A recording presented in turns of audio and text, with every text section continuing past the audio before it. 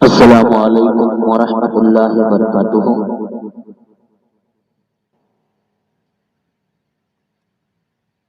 الحمدللہ الحمدللہ الذی کفا والسلام علی عبادہ الذین اصطفى، اما بعد فقد قال اللہ تبارک تعالی فی القرآن المجید والفرقان الحمید۔ اعوذ باللہ من الشیطان الرجیم، بسم اللہ الرحمن الرحیم۔ کنتم خیر امۃ اخرجت للناس تأمرون بالمعروف وتنہون عن المنکر وتؤمنون باللہ۔ صدق اللہ العظیم وصدق رسولہ النبی الکریم، او کما قال علیہ الصلاۃ والسلام، انما الاعمال بالنیات۔ میرے محترم بزرگوں اور دوستوں، قبر کا اعلان کیا ہے؟ ہر روز 3 دفعہ قبر یہ اعلان کرتی ہے کہ اے آدم کے بیٹوں اور بیٹیوں، میں خوفناک گھر ہوں، میرے اندر اندھیرا ہے، سانپ اور بچھو ہے، بالکل اکیلی جگہ ہوں، تم اچھے عمل کر کے میرے اندر آؤ، قرآن بہت پڑھا کرو اور 5 وقت کی نماز ہمیشہ وقت پر پڑھتے رہو، اور تہجد کی بھی نماز پڑھا کرو۔ ان اچھے عملوں کی برکت سے میرے اندر نور کی روشنی ہوگی، نور کی روشنی دیکھو گے، اور میرے اندر نیچے اوپر ہر طرف مٹی ہی مٹی ہے۔ تم اچھے کاموں کے بسترے اور بچھونے اپنے ساتھ لاؤ، اور میرے اندر 2 فرشتے ہیں، منکر نکیر، یہ دونوں ٹکٹ بابو ہے، آئیں گے اور وہ اللہ اس کے رسول اور دین کے بارے میں تم سے سوال کریں گے اور ٹکٹ تم سے مانگیں گے۔ اس لیے تم کو چاہیے کہ کلمہ طیبہ لا الہ الا اللہ محمد الرسول اللہ بہت زیادہ پڑھا کرو، کہ فرشتوں کے سوالوں کا یہی جواب ہے اور یہی ٹکٹ ہے۔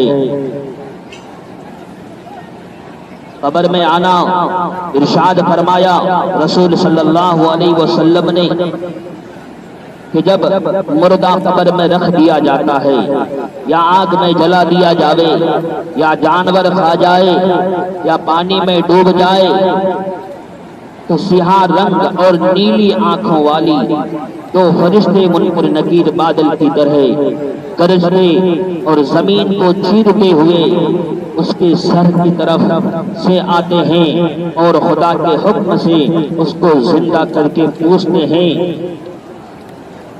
کہ تیرا رب کون ہے، تیرا رسول کون ہے، اور تیرا دین کیا ہے۔ اگر وہ ایماندار اور تابعدار ہے تو جواب دے دیتا ہے میرا رب اللہ ہے، میرا دین اسلام ہے، اور محمد صلی اللہ علیہ وسلم اللہ کے رسول ہیں، انہوں نے اللہ کے حکم بتائے، میں نے ان کو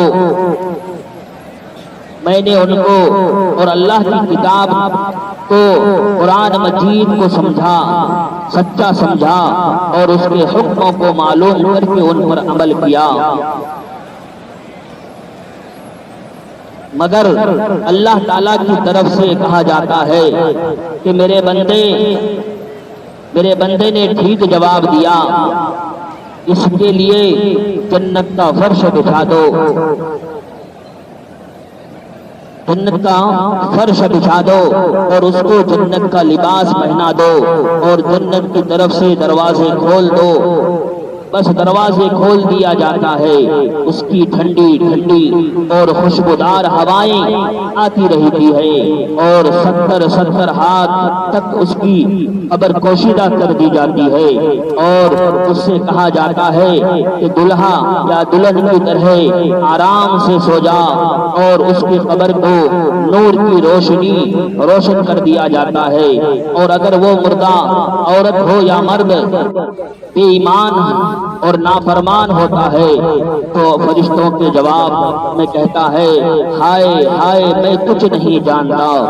پھر اللہ تعالیٰ کی طرف سے حکم ہوتا ہے کہ نافرمان ہے اس کے لیے آگ کا فرش بچھا دو اور اس کو آگ کے کپڑے پہنا دو اور دوزخ کی طرف سے دروازے کھول دو.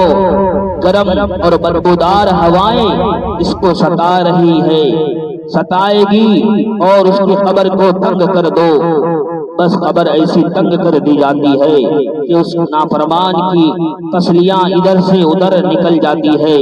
پھر ایک اندھا فرشتہ گزر یعنی ہتھوڑا مارنے والا اس پر مقرر کیا جاتا ہے.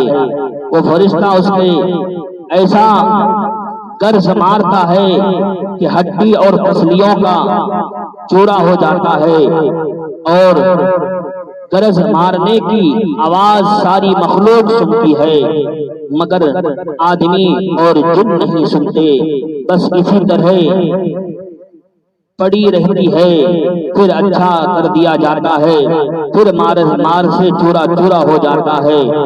یا اللہ تیری پناہ، پہرے غفلت میں یہ تیری ہستی نہیں، پہرے غفلت میں یہ تیری ہستی نہیں. دیکھ جنت اس قدر سستی نہیں، دیکھ جنت اس قدر سستی نہیں. رہ گزر دنیا ہے یہ بستی نہیں، رہ گزر دنیا ہے یہ بستی نہیں. جائے عیش و عشرت وہ مستی نہیں.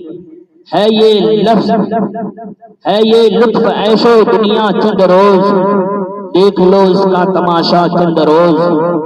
اس دار فانی میں ہے رہنا چند روز، اب تو کر لو کار عقبہ چند روز. ایک دن مرنا ہے آخر موت ہے، کر لو جو کرنا ہے آخر موت ہے. میرے بھائی، میرے دوستوں، ہمارے اس یوٹیوب چینل کو سبسکرائب کیجئے اور ضرور سنیے گا. انشاءاللہ زندگی بدل جائے گی. اگر غور کر لیے سمجھ گئے تو زندگی بن جائے گی. اللہ اور اللہ اس کے رسول کی نافرمانی نہ کریں، اپنی زندگی کو برباد نہ کریں، اپنے عیش و عشرت کو برباد نہ کریں. قبر میں جانا ہے، اللہ کے سامنے سر جھکانا ہے، اللہ کے سامنے جانا ہے. قبر میں تنہا گھر ہے. السلام علیکم ورحمۃ اللہ وبرکاتہ.